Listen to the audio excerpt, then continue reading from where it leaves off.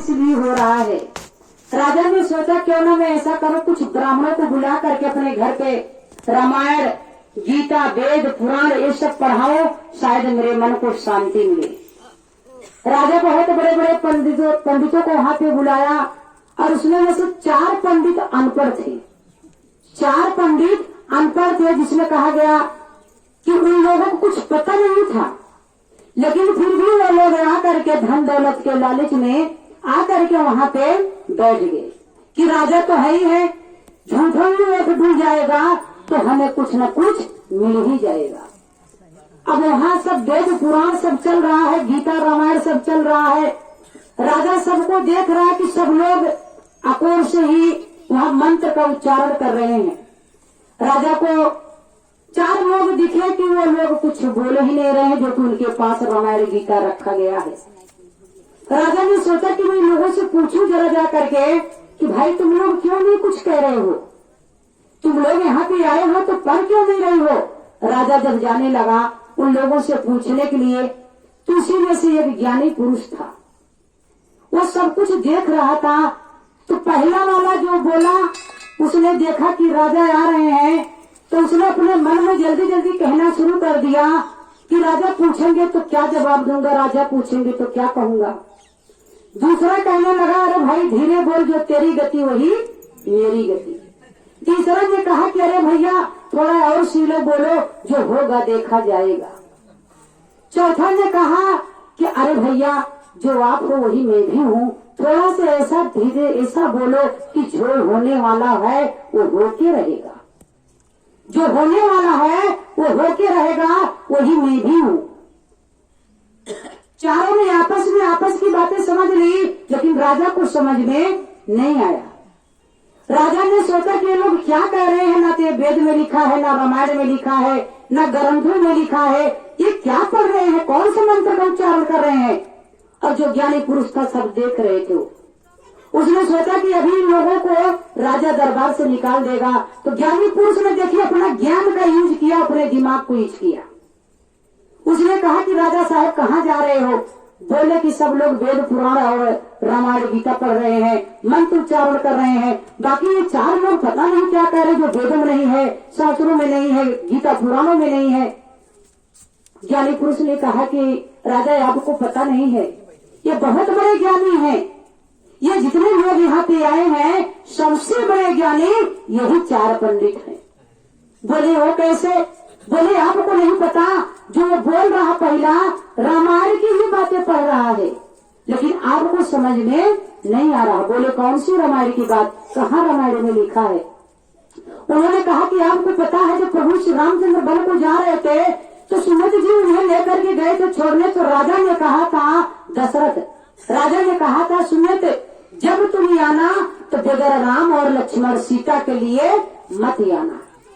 जब राम को लेकर के वो गए तो भाई बहन नदी पार करने के हुआ तो राम को बहुत मनाए सुमित जी, लेकिन वो आए नहीं। जब वो नहीं आए तो रास्ते में वही पछता रहे थे कि राजा ने कहा था राम को लेकर के आना, और राम मेरे साथ नहीं आए तो मैं राजा पूछेंगे तो मैं क्या कहूंगा, राजा पूछेंगे तो मैं क्या कहूंगा। सुमित रास्ता भर कहते चले आए। ये वो बात कह रहे हैं राजा, इसलिए बहुत बड़े ज्ञानी है रामायण की ही बात, लेकिन रामायण में आपको कहीं लिखा नहीं मिलेगा। बोले वो जो दूसरा कह रहा है कि भैया जो तेरी गति वही मेरी गति, वो कौन सी रामायण में गति लिखा है। बोले आपको पता है ये उनसे भी बड़े ज्ञानी पुरुष हैं। बोले वो कैसे। बोले जिस समय प्रभु श्री रामचंद्र जी वन को गए थे और माता सीता को रावण हर के लेकर के गया था, तो भाई बहन उसमें हनुमान जी के माध्यम से सुग्रीव जी से उनकी मुलाकात हुई थी राम की।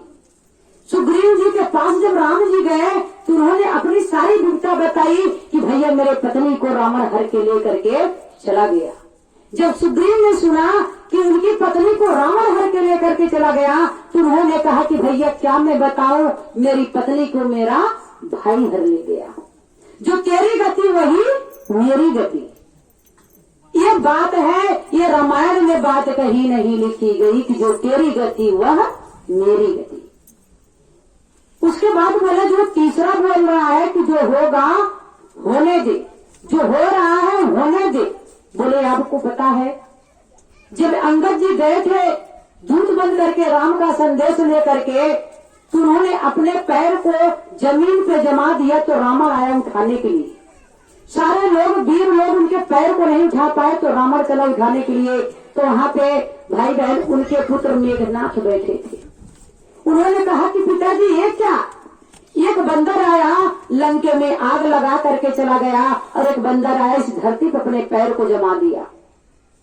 उस समय तो रावण ने कहा कि तुमसे इससे मतलब नहीं है, जो हो रहा है होने दो। बोले कि ये चौथा क्या कहे कि इनसे भी बड़े ज्ञानी पुरुष है। ये भी बातें रामायण की है, लेकिन ये कहीं नहीं लिखा गया कि जो हो रहा है होने दो। बोले ये इनसे भी बड़े ज्ञानी पुरुष। बोले वो चौथा जो बोल रहा कि जो होगा देखा जाएगा वो क्या है, ये कौन किस रामायण? बोले ये तो सबसे बड़े महान है, ये सबसे बड़े ज्ञानी है। इनका कहने का मतलब ये है कि जिस समय मंदोदरी रावण से बोली कि हे स्वामी आपने सीता मैया को हर के लेकर के आया है और आपका विनाश हो रहा है, अभी से आप सुधर जाइए। मंदोदरी क्या कहती है? कही मंदोदर सुनिपति रावण यही काम करना चाहिए और लेके सियापति रामचंद्र के चरणों पड़ना चाहिए। रावण ने कहा कि तुम औरत हो, तुम्हें समझ में नहीं आएगा। अगर मुझे प्राण ही देना है तो मेरा प्राण तो ऐसे भी जाएगा, और प्राण ही अगर देना है तो मेरा प्राण इनकी भी हाथ हो जाएगा। तो तुम चुप रहो, जो होगा देखा जाएगा, लेकिन मैं सीता को वापस नहीं करूंगा। सीता को वापस रावण नहीं किया। मरने के बाद ही राम सीता को लेकर के आए और रावण ने जीते जी सीता मैया को वापस नहीं किया। ज्ञानी पुरुष ने कहा कि ये भी रामायण की बात है, लेकिन कहीं ये नहीं डाला गया कि जो होगा देखा जाएगा।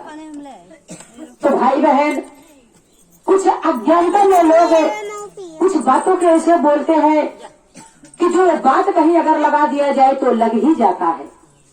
तब राजा को एहसास हुआ कि नहीं, ये राजा, ये जो ज्ञानी पुरुष बता रहे हैं वाकई में चारों सबसे बड़े ज्ञानी है। ये लोग तो लिखा हुआ बता रहे हैं, ये लोग लिखा चीज पढ़ रहे हैं, जो गीता में लिखा, वेदों में लिखा, रामायण में लिखा, पुराणों में लिखा, ये लोग लिखा चीज बता रहे हैं। और ये इतने बड़े ज्ञानी हैं कि बिना लिखा चीज रामायण की बता रहे हैं। तो इसलिए मेरे